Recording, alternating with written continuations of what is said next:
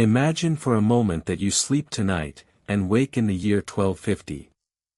There is no phone by your bed. No clock. No streetlight. Only the dark, the cold, and the smell of smoke and straw. This is the story of ordinary time, the hours that ordinary people lived through, day after day, in medieval Europe. Not kings. Not battles. Just the slow, repeating rhythm of 1,000 ordinary days. It begins here, in the darkest hour, before the first cock crows over a sleeping village. They rise before the sun, not from ambition, but from necessity. Wood must be carried. Water must be drawn.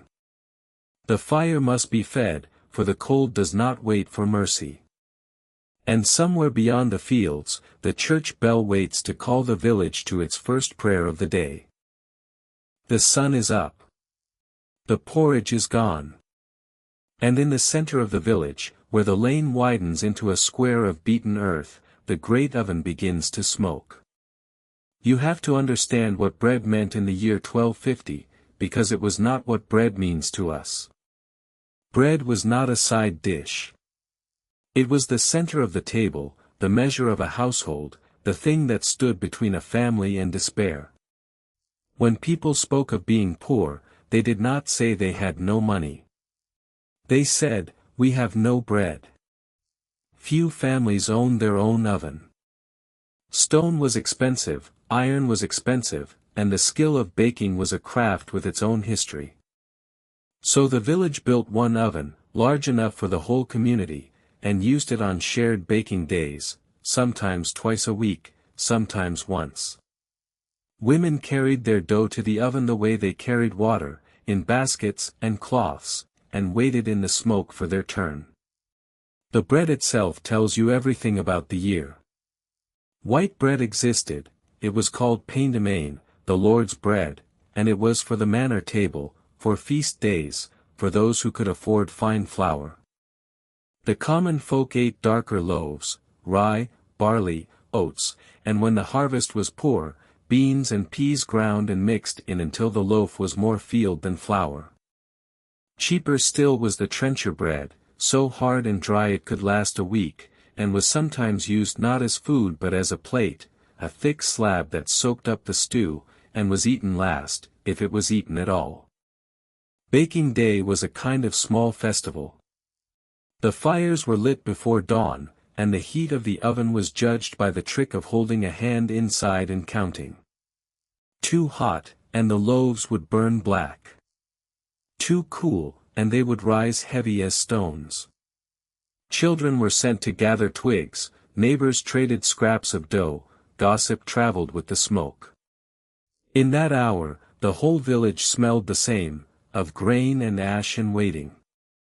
And when the loaves came out, golden and dusted with flour, the first one was always set aside. It went to the church, or to the poor, or to the traveler who happened to pass. Charity in the village was not a grand virtue, it was a small daily habit, because everyone knew they might be the traveler next year, and charity, like the oven itself, worked best when it was shared. Think also of what bread meant at the table. Every meal was built around a single loaf, and the cutting of it was a small ceremony.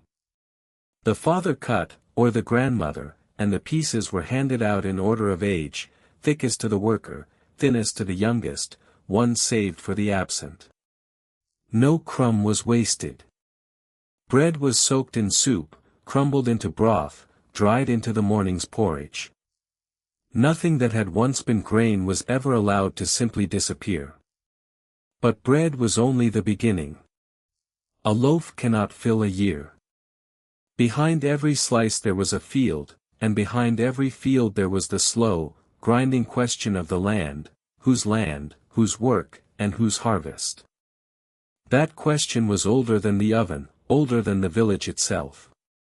And tomorrow morning, at first light, the answer would be waiting in the furrows, where the plow turns the earth and the year begins again, in mud, sweat, and expectation.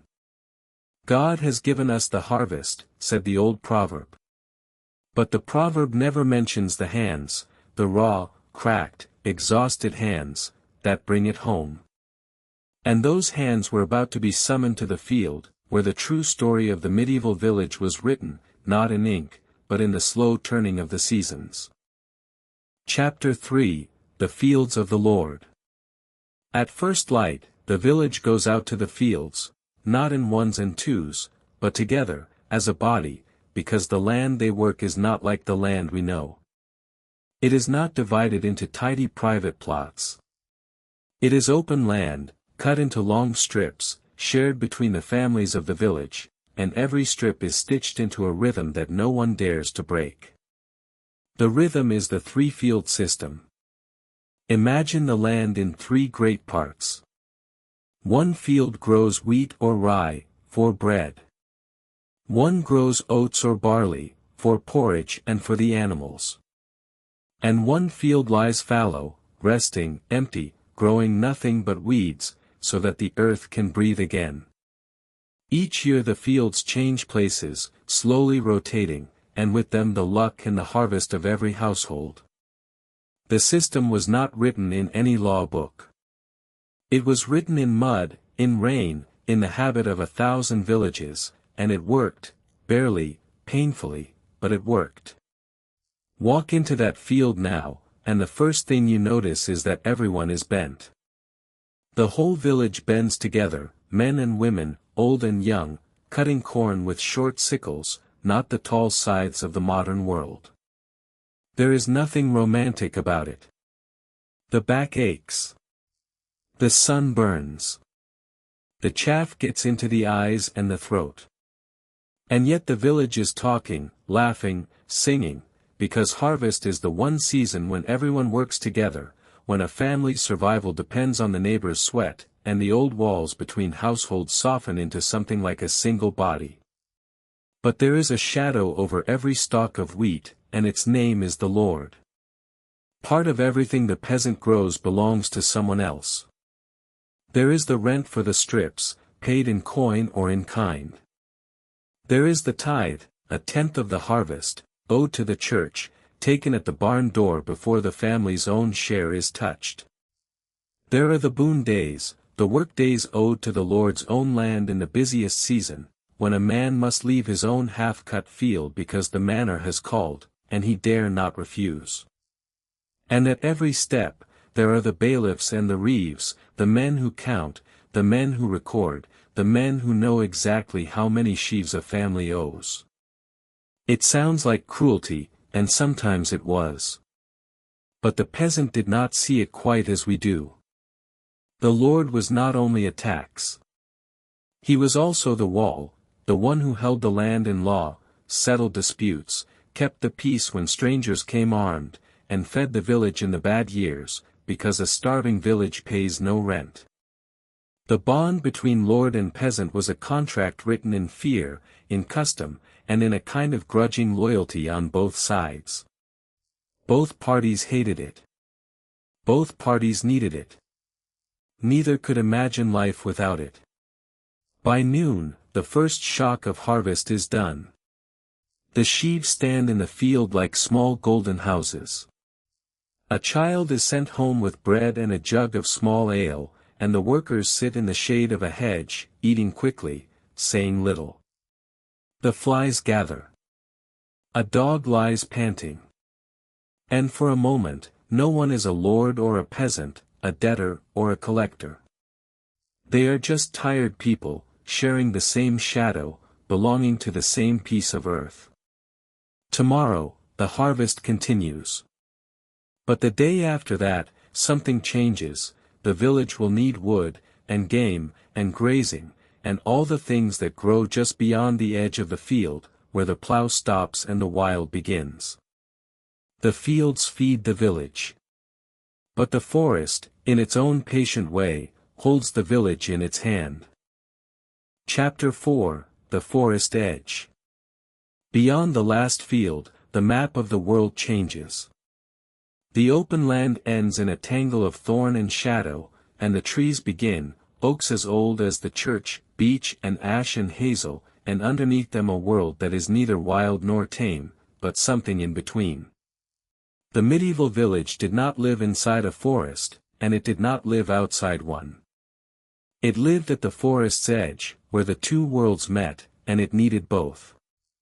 Wood was the skeleton of everything the village owned.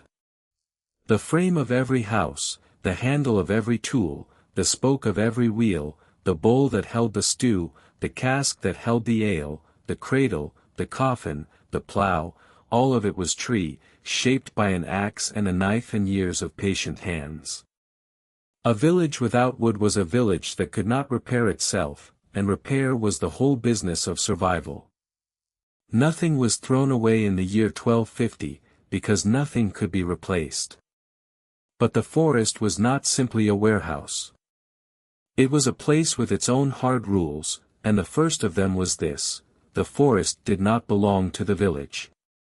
In much of Europe, it belonged to the king, or to the lord, and its true purpose was not timber but the hunt. The deer were the king's deer. The boar was the king's boar. To take them was poaching, a crime that could cost a man his eyes, his hand, or his life, on the whim of a law written for the rich and enforced on the poor. The law of the forest was the most hated law in the land, and the hatred ran deep enough to outlive the Middle Ages themselves. And yet the village could not keep out. There were rights, ancient and grudgingly allowed, the right to gather fallen wood, dead branches, wind-blown limbs, never green and never cut, the right to graze pigs in the autumn, when the acorns fell and the swineherd drove the village pigs into the deep oak woods to fatten on mast, the right to take hazel for weaving, thorns for fences, bracken for bedding. These were little rights, carefully watched, and a peasant caught reaching beyond them could lose far more than a day's work. Beyond the rights, there was the danger.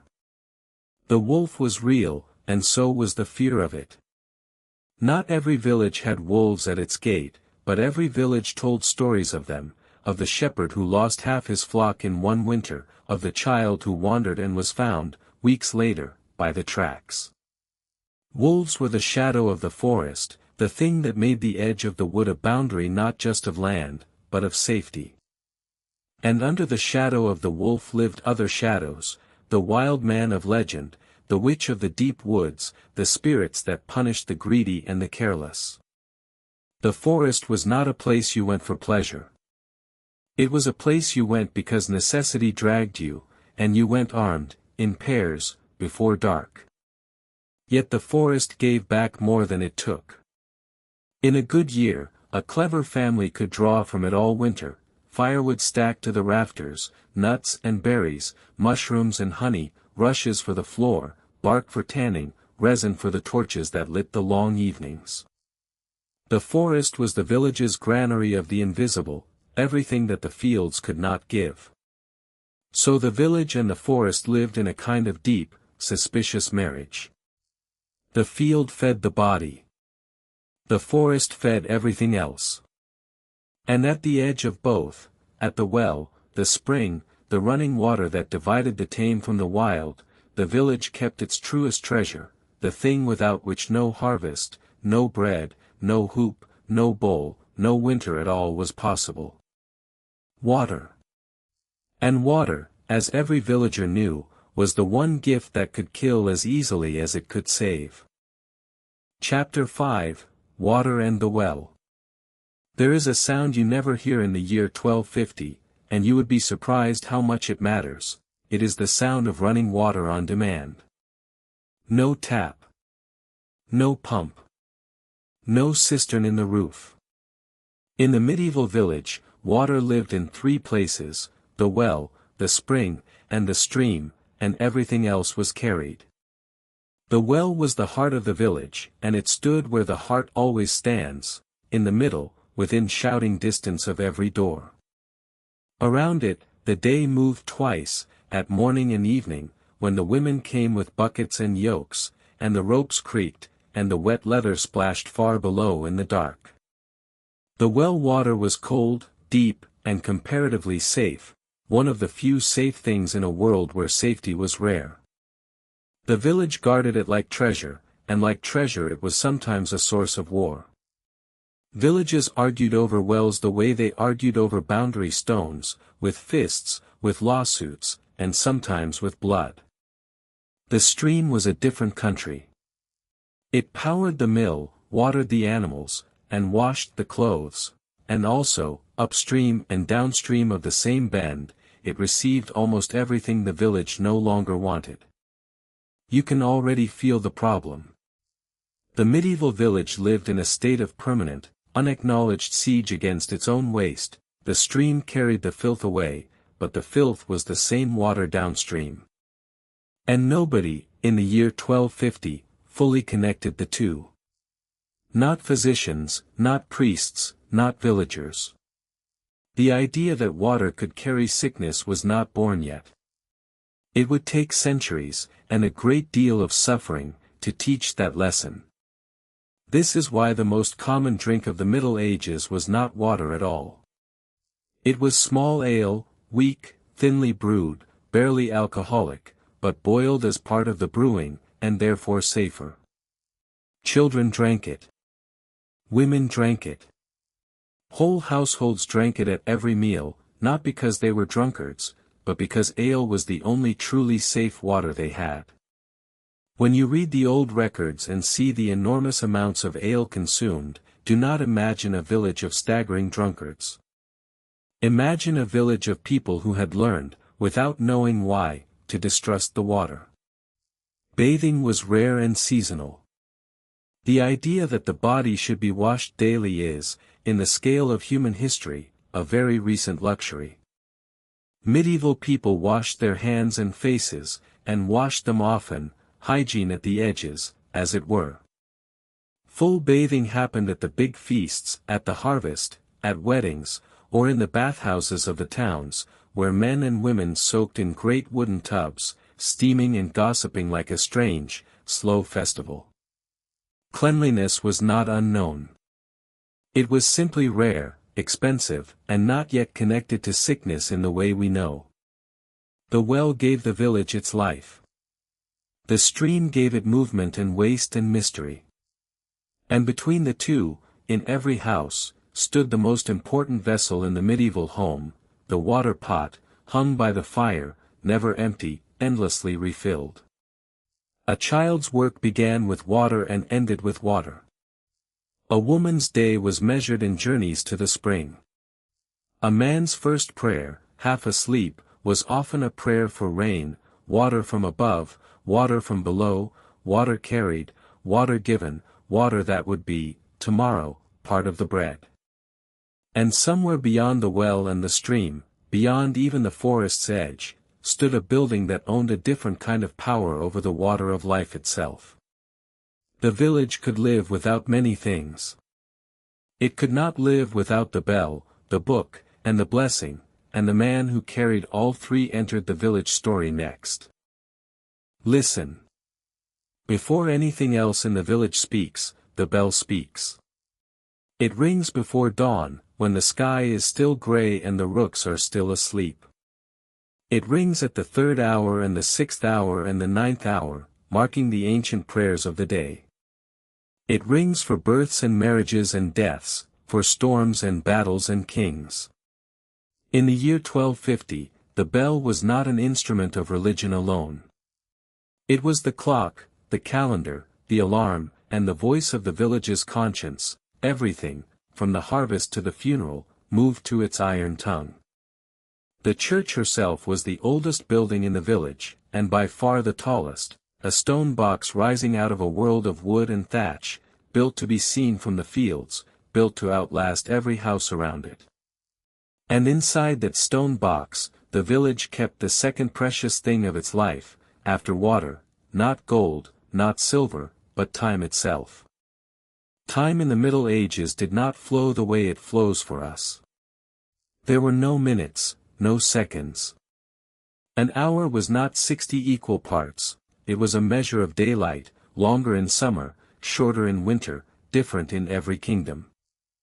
The church bells marked the offices, matins, lauds, prime, terce, sext, none, vespers, compline, and around those 8 fixed points, the day arranged itself. When the bell rang for sext, the field workers stood up, wiped their foreheads, and knew it was noon. The bell did not tell the time. The bell was the time. The priest who rang that bell was, for most villagers, the only learned man they would ever meet. He could read, a power that seemed almost magical in a world where perhaps one person in 100 could. He knew the calendar, the saints, the prayers for the sick and the dying, the one great story of the world from creation to judgment. The villagers did not understand the Latin of the Mass, and they were not expected to. They watched, they knelt, they smelled the incense, they knew when to cross themselves by watching their neighbors. Faith in the village was not a matter of theology. It was a matter of habit, of fear, of hope, the deep certainty that the world was full of powers beyond the human, and the church was the only shield between those powers and the home. And the church was more than prayer. It was the bank, when the Lord's men came to count the harvest. It was the shelter, in the bad years, where the priest pleaded with the bailiff for mercy. It was the courthouse for minor quarrels, the hospital for the sick, the school, such as it was, for the boys who would enter the priesthood, the place where oaths were sworn and marriages were made. Even on market days, deals were struck beneath the tower, as if the bell itself could bless a bargain. Death stood at the center of it all. The churchyard was the map of the village's memory, the mounds, the wooden crosses, the stone slabs worn smooth by rain, the names that most villagers could not read but never forgot. The priest's greatest work was not in the pulpit but at the bedside, the last confession, the last anointing, the candle placed in the dying hand. If the villager feared the forest's wolves, he feared this passage far more, and the church was the only guide that promised to walk with him through it. The bell rings again. The day is measured, the year is measured, the whole of life is measured from birth to grave by that iron voice. In the fields, the workers bend once more to the earth. In the church door, the priest stands, watching them, remembering their names. And in the lane beyond, something is already coming, a cart, a peddler, a stranger, carrying news, carrying goods, carrying the outside world into the heart of the village. Chapter 7, Market Day. The best day of the week is the one that does not begin in the village. The best day is market day, and market day happens on the road, at the crossroads, at the foot of the castle hill, wherever the old charter says it has happened since before anyone alive can remember. The market is a world of one day.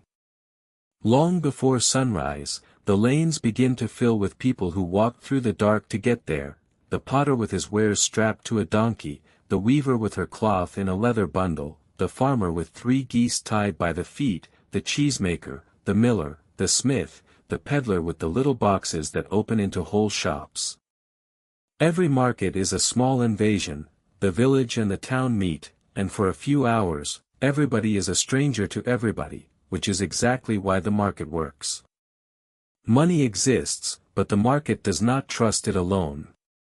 Coins are scarce in the countryside, small change scarcer still, and so most trading is a dance of barter, a sack of wool for a pair of shoes, a cheese for a knife, a chicken for a length of rope. The bargaining is loud and long, a ritual of complaint, of admiration, of mock insult, of walking away and being called back, and every price is the result of theater as much as arithmetic. To be a good trader in the year 1250, you had to be part merchant and part actor. And the market is also a feast for the senses. There is the smell of fresh bread and frying fish, the stink of livestock and tanned hides, the color of dyed cloth laid out flat, the flash of knives and buckles and rings, the tide of voices in a dozen dialects. Butchers cut meat on wooden blocks in the open air, and townsfolk point at the joints, weighing each piece with their eyes. The merchants measure cloth with iron L-sticks, and the buyers measure the merchants with even greater care, because cheating at the market is punished hard, with fines, with the pillory, and the public shame that a dishonest trader never quite lives down. It is also the one place where news travels fast. The peddlers bring gossip from the towns, the pilgrims bring stories from the shrines, the soldiers' wives bring word of war and peace. A market is not just a place to trade goods, it is a place to trade information, and everyone listens, stores, carries the news home, and turns it over at the fireside for a week. For the children of the village, market day is nearer to heaven than Sunday. Pennies are spent on honeyed nuts, on ribbons, on the strange new things that nobody needs, a whistle, a painted badge, a paper of pins. For the women of the village, it is the day to sell the surplus and buy the essentials, the salt, the iron, the lamp oil, the needles. For the men, it is the day to measure the pulse of the world, the price of grain, the mood of the lords, the rumor of war. By afternoon, the market begins to dissolve. The stalls pack down. The shouting fades. The road fills with laden donkeys and tired walkers, heading home before dark, because the road between villages is not entirely safe at night, and everyone knows it. The geese are sold, the cheese is gone, the news has been exchanged. And as the market town shrinks behind them, the villagers carry home something more than goods, a little coin, a little gossip, a little of the wide world, folded into a cloth, tied to a pack, ready to be counted out again by the fire. But the world they carried home was not only made of cloth and coin. Hidden among the goods, moving with the crowd, walked quieter travelers, ideas, rumors, fears. And in the very heart of the village, a different kind of trade was about to begin, one that dealt not in goods, but in the body itself, and in what healers and priests believed could be done with it. Nothing frightens the medieval villager more than the body, and nothing decides his fate more completely. The fields may fail, the Lord may demand, the winter may bite, but the moment sickness enters a house, everything else stops. There is no doctor at the door, no pharmacy at the corner, no bottle of relief in the chest. There is only the body itself, the family around it, and a chain of help that reaches from the herbalist's basket to the altar. The first medicine is the hedge. Every village woman and every wise man, the folk healers, the cunning folk, carries a whole apothecary in the field margins, comfrey for wounds, willow bark for pain, chamomile for the sleepless, garlic for the spirits and, as we now know, for 100 small infections. Dried herbs hang from every cottage rafter. The good wife who does not know her plants is a poor wife indeed, because it is the household, not the physician, that carries the daily burden of healing. Most illness was handled at home, a poultice, a tisane, a fever dream, a prayer, and time. For the serious cases, the village turns to the barber surgeon, and if the name sounds humble, the work is not. He is the man with the lancet and the saw. He lets blood, which everyone believes cleanses the body of bad humors, he pulls teeth with terrifying pliers, he sets bones and stitches wounds and, in the worst cases, cuts off limbs in minutes of screaming, with strong wine in the corner and a prayer on his lips. Rough as it sounds, this work saved lives, and cost lives too. What is certain, nobody in the year 1250 could imagine medicine without the knife and the blood. The church stands beside the healers, not against them. The villager sees no contradiction between herbs and holy water, between the wise woman and the priest's blessing. Sickness might come from bad food, or from a bad humor, or from sin, or from the evil eye, and since no one can be sure, the careful family fights on all fronts at once. They pay the healer, they pray at the altar, they hang the herbs and the charms, they carry the saint's relic if they can reach one, and they hope. This is not superstition in the way we imagine it. It is a system, desperate, practical, all-embracing, for a world where most medicine failed, and where the mind needed just as much treatment as the body. The great exception, the one miracle that breaks the rule, is the shrine.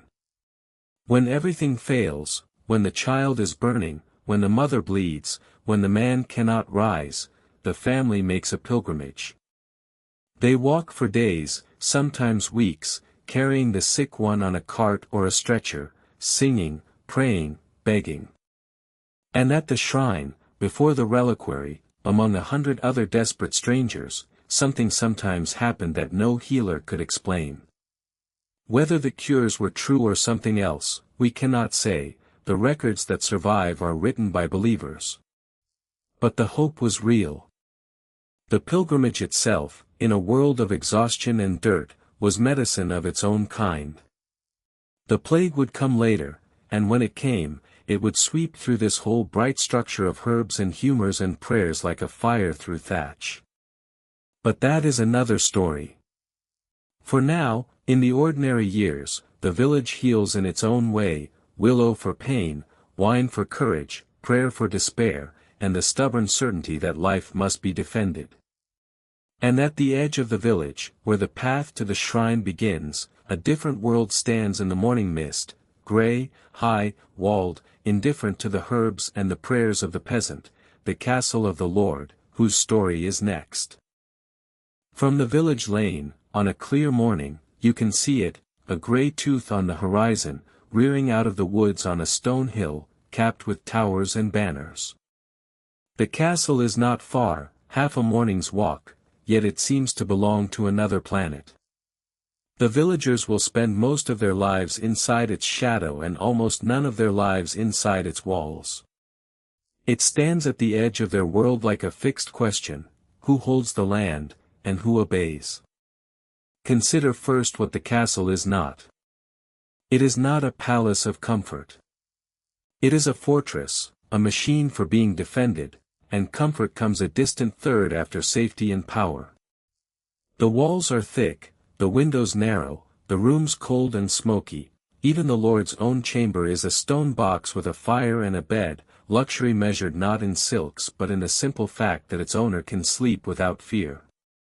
Everything about the castle, the moat, the gate, the drawbridge, the arrow slits, is designed for one wartime purpose. Life inside the walls moves to a different rhythm from the village. The lord and his lady, the knights and their squires, the chaplain, the steward, the huntsman, the cook and her great cauldrons, the servants by the score, it is a small town under one roof, loud with dogs and hooves and arguments. The Lord does not farm. He hunts, because hunting is not sport in the old sense but training for war, the constant rehearsal for the day the neighbor's banners appear on the horizon. The bond between castle and village is not sentiment. It is a bargain, endlessly repeated. The village feeds the castle, in grain, in labor, in rents, and the castle protects the village, in theory. When danger comes, a raiding party, a disbanded army, a fortress under siege, the villagers stream inside the walls, animals, children and all, and the gates close behind them. For 3 days or 3 weeks, the village's whole world shrinks to the castle courtyard, and when the danger passes, everyone returns to the fields. Protection, in the Middle Ages, was never free, and it was never clean. The Lord himself is rarely a villain, and rarely a hero. He is a man of his century, trained to fight, raised to command, quick to anger, slow to count the cost. He knows his tenants by name and despises them in the abstract. He can be generous in the bad year and brutal in the good one. The peasant sees him at a distance, on horseback, at church, at the harvest feast, and feels a mixture no single word can hold: fear, respect, resentment, and the ancient, complicated loyalty of a dog to a master who feeds and kicks. And yet, consider what the castle means on a day of rain. In the village, roofs leak, the cold seeps through the wattle, the fire struggles. In the castle, the great hall burns a fire the size of a cottage, and the rain drums on stone that does not care. The distance between the two is not only stone and moat. It is the distance between a life spent holding the world away and a life spent holding it together.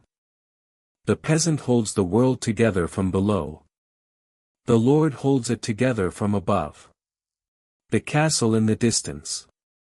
In the summer dusk, its windows catch the sun and burn like small golden fires, and the village children point and count the towers. In the winter dark, its shape is a black cutout against the stars, and the elders fall silent. It is the fixed point by which the village measures its own smallness and continuity. The fields, the well, the forest, the bell, the castle, all the fixed stars of the medieval sky.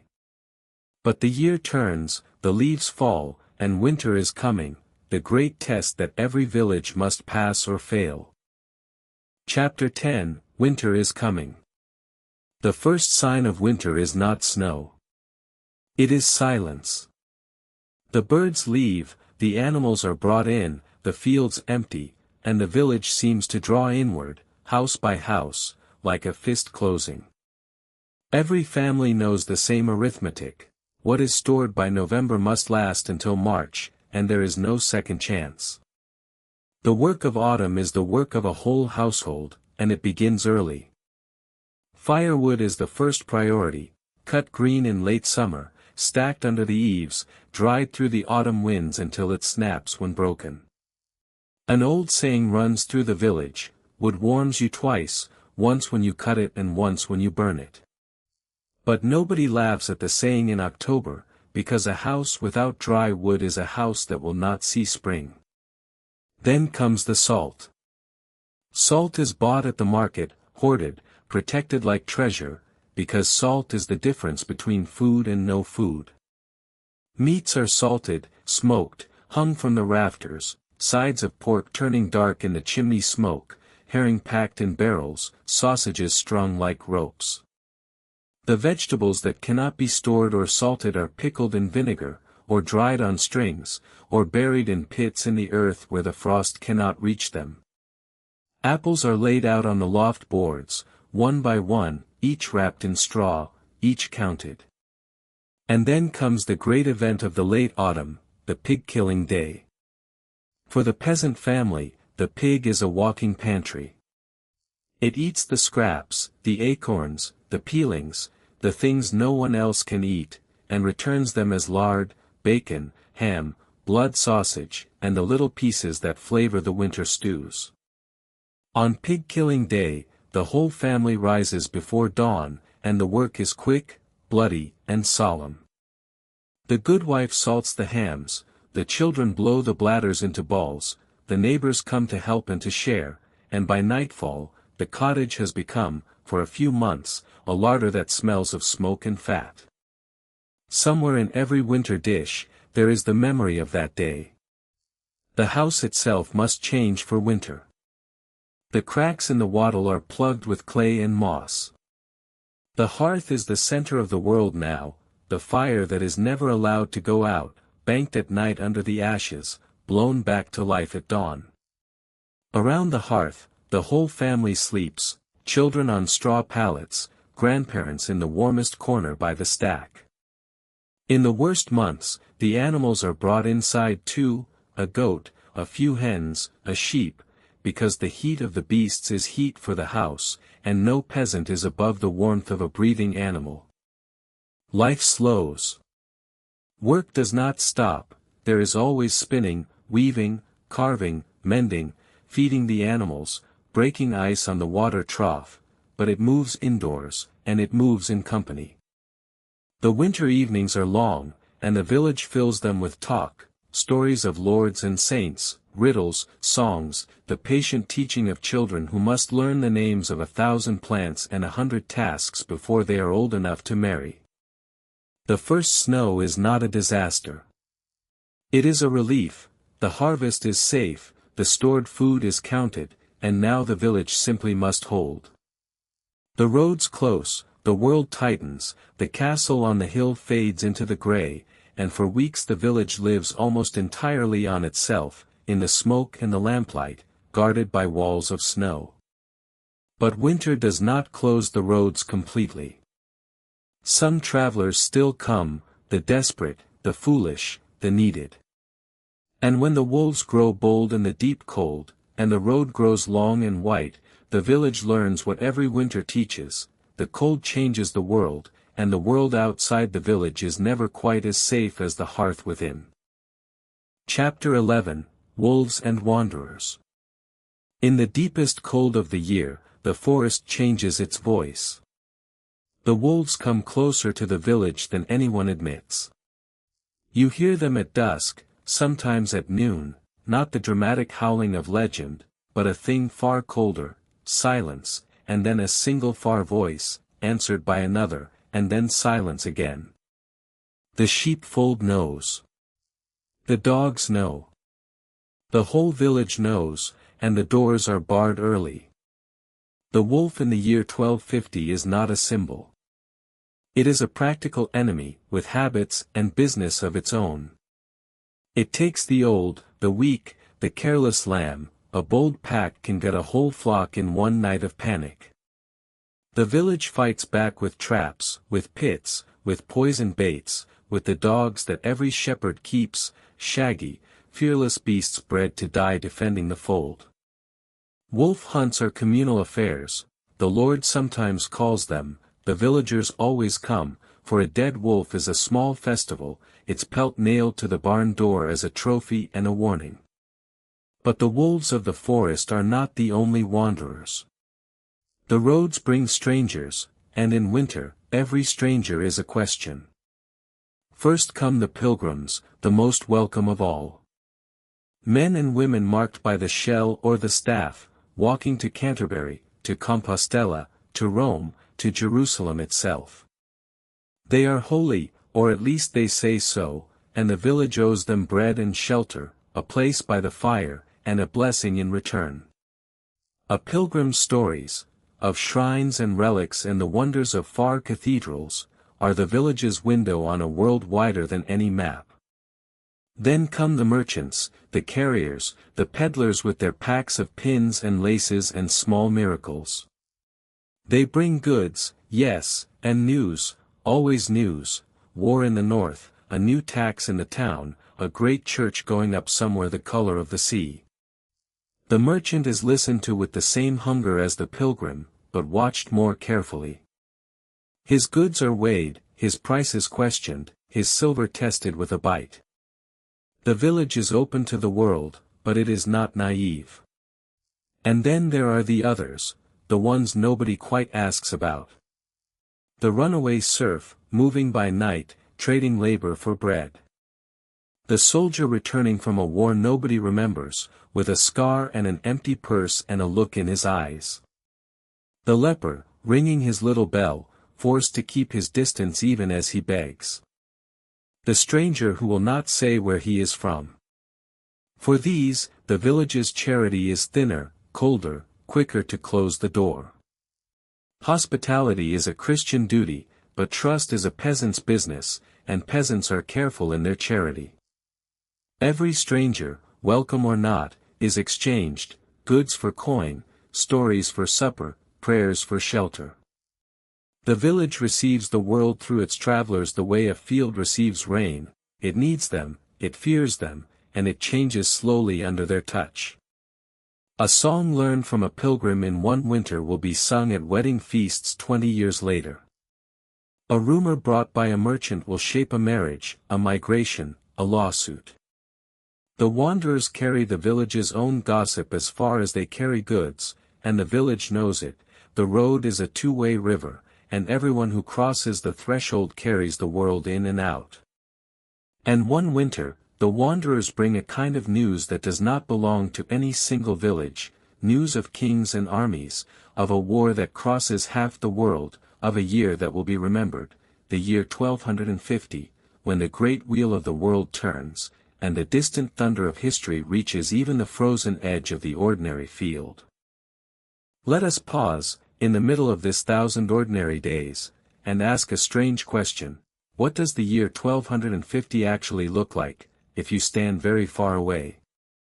Seen from the height of a cathedral tower, Europe in 1250 is a world in motion. In the east, the great Mongol armies have swept out of the steppe and are hammering at the edges of the Christian world, horsemen, unheard of a generation before, whose name is now a prayer and a curse in 100 languages. In the west, the King of France, a man the whole age already calls the saint, sets out on crusade, carrying war and faith across the sea, and the villages of his kingdom pay the taxes that send him there. The popes and the emperors quarrel, the cities of Italy grow fat on trade, the universities of Paris and Bologna fill with clerks arguing about God in Latin. And yet, and this is the miracle of the medieval world, none of this touches the village directly. The great events thunder over the heads of the peasantry like weather. The villager knows that the king rules, because the tax collector says so. He knows that the crusade is happening, because the priest prays for it. But the king has never been to his village, and will never come. The war is a rumor, the court is a legend, the world beyond 2 days' walk is a story told by strangers. What the villager actually knows is smaller and harder. He knows the signs of the sky, the habits of beasts, the exact weight of a loaf. He knows that his Lord's name is engraved on the church, and that his own name is engraved on nothing. He lives inside a sheet of glass, he can see the great world, through the words of the priest and the tales of the peddler, but he cannot touch it, except when it reaches in, for a tax, a war, a levy, a summons. Because the great world does reach in. 1250 is not a quiet year in the village's own ledger. The harvest is what it is, the rents are what they are. A man in the next village married a widow and inherited 2 strips of land, a girl died of a fever in the spring and her mother still sets a place for her at the table. These are the events that shape the village, the plot of every human life, carried on the same 4 rhythms, birth, work, love, and leaving. And in 1250, the wheel of all these rhythms is turned by a single dominating fact: the world is getting bigger. Money is spreading. Towns are growing. The old self-contained village is being slowly pulled into the net of trade and law and letters. The villager does not feel it as change, he feels it as prices, as taxes, as the occasional letter from a son who went to the town and never came back. History is not announcing itself to him, it is only turning, one ordinary morning at a time. So the year 1250 is both one thing and another. To the chronicler, it is a year of kings and councils, of the Sixth Crusade, of the Mongol terror. To the village, it is simply a year of good bread and bad rain, of a marriage and a funeral, of a wolf killed and a well deepened. Both worlds are true. And between them, between the thunder of history and the silence of the furrow, every ordinary life is lived. Which brings us, quietly, to the one event that belongs to every villager alike, the event that no tax, no war, no harvest can prevent. In the village, it comes to every door, in every season, without announcement. And when it comes, the whole village, neighbors, church, bell, and all, gathers in a way that happens nowhere else in life. Death has its own ceremony. And in 1250, as in every year, death visits the village first. It comes without announcement, and it is never a stranger. Death in the medieval village is woven into the year the way winter is, known, feared, prepared for. A third of all children die before their 10th year.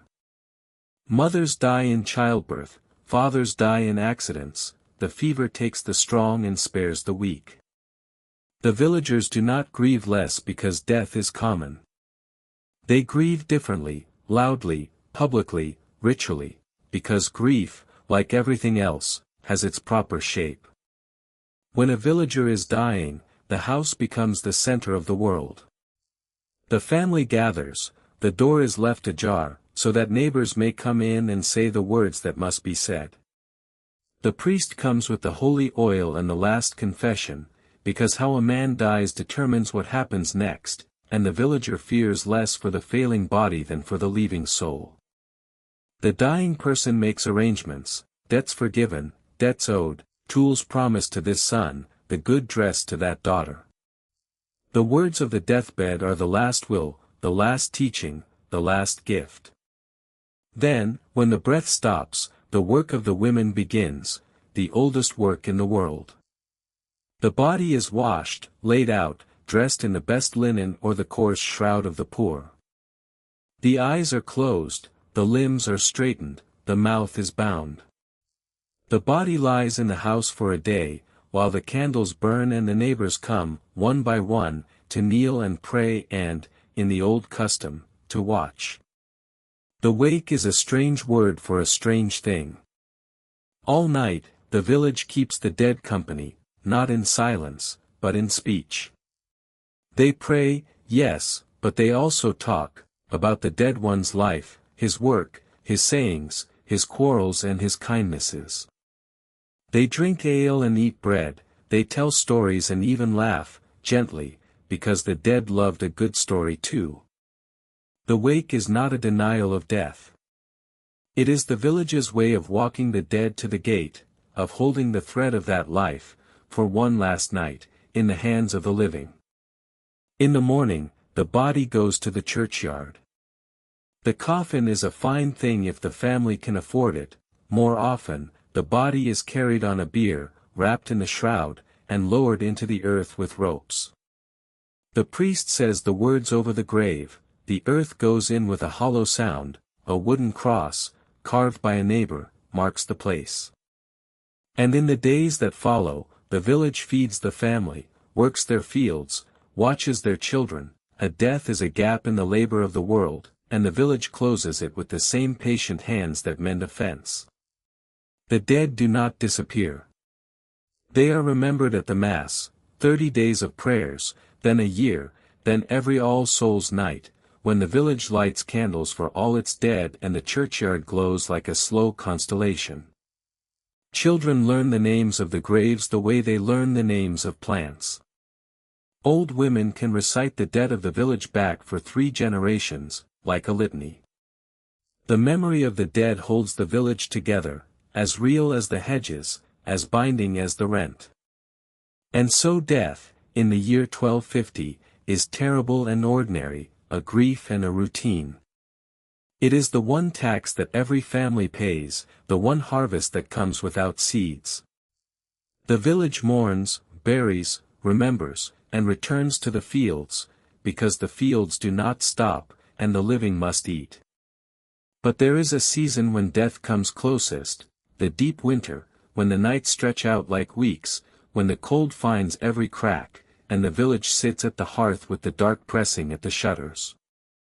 The middle of winter is the longest night of the year.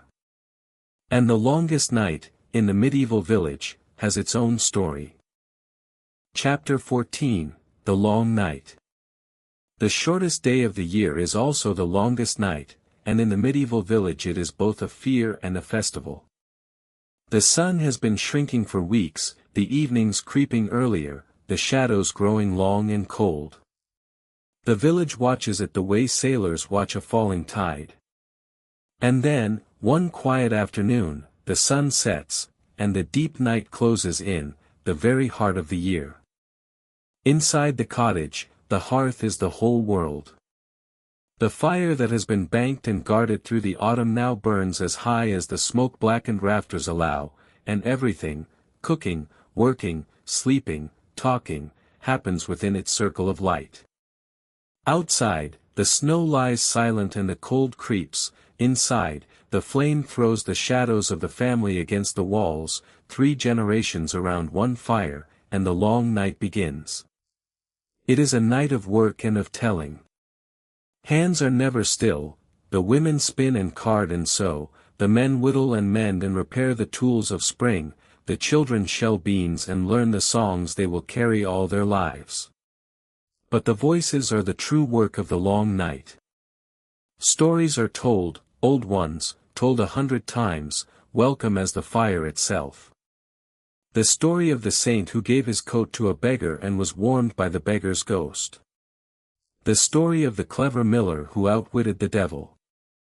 The riddles, the proverbs, the warnings: never lend a plow on a Friday, never take a lantern into the barn at midnight. If it is the 12 days of Christmas, the night becomes a small kingdom of its own. The year's work stops, the servants and the masters share the same hall, the boar's head, if the Lord has been generous, comes to the table, the wassail bowl passes from hand to hand. The Church has given these days to joy, the birth of Christ celebrated in the deep of winter, old pagan light folded into new Christian meaning, and the village, for once, celebrates by ordering, eat the stored food, spend the hoarded coin, sing the loudest songs of the year. The long night is the one time when the future is not feared. And yet, beneath the festival, the fear is never quite gone. This is the time of the dying year. The old say that the boundary between worlds is thinnest in the long dark. The villager stacks the charms, blesses the threshold, keeps the fire high, not from childish superstition only, but from a wise and ancient habit. Huddle together, hold the light, tell the stories, and the dark will pass. Because it always has passed. Because every villager, sitting at the fire with his children, is himself a child who once sat at the same fire with his own father, in the same long night, hearing the same story. And that is the deepest truth of the long night, it carries the past forward. The stories are not entertainment, they are the memory of the village, stored in voices instead of books. The child who learns them tonight will teach them to his own children, in another long night, in another century. The fire is a link, the voice is a link, the night itself is a link, joining hand to hand, generation to generation, across the whole chain of ordinary days. Gradually, imperceptibly, the sun begins to return. A few minutes longer each evening, the winter has turned. The village, which has held its breath in the dark, lets it out. The worst of the year is behind, the stored food has held, the animals have survived, the fire has never gone out. Spring is still far away, frozen in the distance, but it is coming. 1,000 ordinary days. Every one of them was ordinary. And every one of them, together, was a life. We have walked through a year of the village, but a village is not a year. It is 1,000 years, 1,000 days. So let us end where we began, with a single life, because every village is finally made of them. A boy is born in the winter, in a cottage no different from the others, and before he can walk he has learned the two great rules of the world: the fire must not go out, and the bread must not be wasted. His childhood is work and play, geese to herd, water to carry, races in the lane, snowball fights ending in laughter and mud. He learns the fields by walking them, the forest by gathering in it, the church by kneeling in it. He is taught nothing we would call school, and everything we would call life. In his teens he works alongside the men, and he discovers what his father's hands already know: the earth is a hard teacher. He sows and reaps and threshes, he learns to mend a plow, to divine a storm by the sky, to carry a load so heavy that the road itself seems to lean.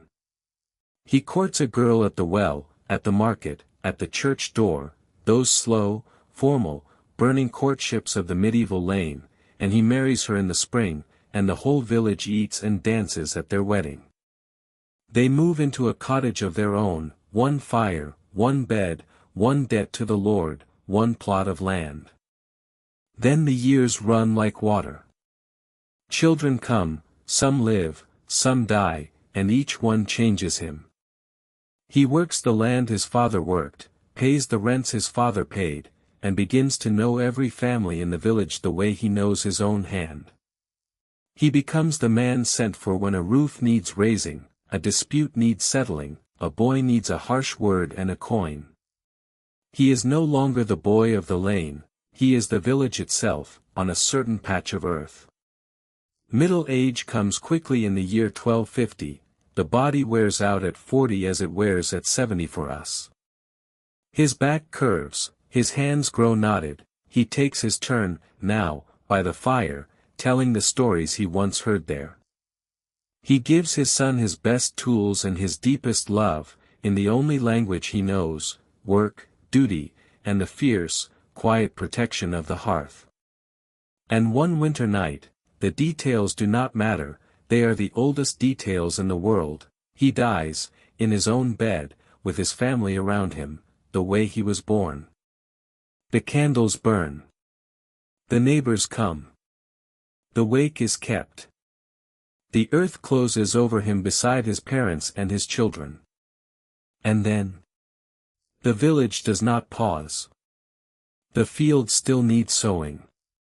His son takes his tools, his strips, his debts, his name. The fire never goes out, it is tended by other hands. The bell rings, the oven smokes, the bread is baked, the stories are told. One ordinary life ends, 1,000 ordinary days continue. That is the whole secret of the Middle Ages, and of every age.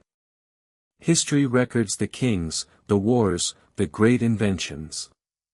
But the world was built by the anonymous, the hands that sewed and carried and mended, the women who kept the fire and the memory, the children who grew up to do it all again. A loaf was baked. A story was told. A dead man was remembered. The village took the rain, the harvest, the tax, the plague, and held.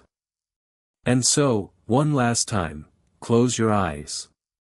Listen to the bell across the frost. Feel the slow turning of the year.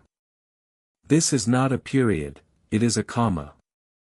The village is still there, under the modern fields, in its bones and its stories, 1,000 ordinary days, and then another, as long as there are hands to hold the fire. 1,000 ordinary days, life in medieval Europe. Thank you for listening. Sleep well, the bell will ring again at dawn, as it always does. The sun is up. The porridge is gone. And in the center of the village, where the lane widens into a square of beaten earth, the great oven begins to smoke. You have to understand what bread meant in the year 1250, because it was not what bread means to us. Bread was not a side dish. It was the center of the table, the measure of a household, the thing that stood between a family and despair. When people spoke of being poor, they did not say they had no money. They said, we have no bread. Few families owned their own oven. Stone was expensive, iron was expensive, and the skill of baking was a craft with its own history. So the village built one oven, large enough for the whole community, and used it on shared baking days, sometimes twice a week, sometimes once. Women carried their dough to the oven the way they carried water, in baskets and cloths, and waited in the smoke for their turn. The bread itself tells you everything about the year. White bread existed, it was called pain de main, the Lord's bread, and it was for the manor table, for feast days, for those who could afford fine flour. The common folk ate darker loaves, rye, barley, oats, and when the harvest was poor, beans and peas ground and mixed in until the loaf was more field than flour. Cheaper still was the trencher bread, so hard and dry it could last a week, and was sometimes used not as food but as a plate, a thick slab that soaked up the stew, and was eaten last, if it was eaten at all. Baking day was a kind of small festival. The fires were lit before dawn, and the heat of the oven was judged by the trick of holding a hand inside and counting. Too hot, and the loaves would burn black. Too cool, and they would rise heavy as stones. Children were sent to gather twigs, neighbors traded scraps of dough, gossip traveled with the smoke. In that hour, the whole village smelled the same, of grain and ash and waiting. And when the loaves came out, golden and dusted with flour, the first one was always set aside. It went to the church, or to the poor, or to the traveler who happened to pass. Charity in the village was not a grand virtue, it was a small daily habit, because everyone knew they might be the traveler next year, and charity, like the oven itself, worked best when it was shared. Think also of what bread meant at the table. Every meal was built around a single loaf, and the cutting of it was a small ceremony. The father cut, or the grandmother, and the pieces were handed out in order of age, thickest to the worker, thinnest to the youngest, one saved for the absent. No crumb was wasted. Bread was soaked in soup, crumbled into broth, dried into the morning's porridge. Nothing that had once been grain was ever allowed to simply disappear. But bread was only the beginning. A loaf cannot fill a year. Behind every slice there was a field, and behind every field there was the slow, grinding question of the land, whose work, and whose harvest. That question was older than the oven, older than the village itself. And tomorrow morning, at first light, the answer would be waiting in the furrows, where the plow turns the earth and the year begins again, in mud, sweat, and expectation. God has given us the harvest, said the old proverb. But the proverb never mentions the hands, the raw, cracked, exhausted hands, that bring it home. And those hands were about to be summoned to the field, where the true story of the medieval village was written, not in ink, but in the slow turning of the seasons.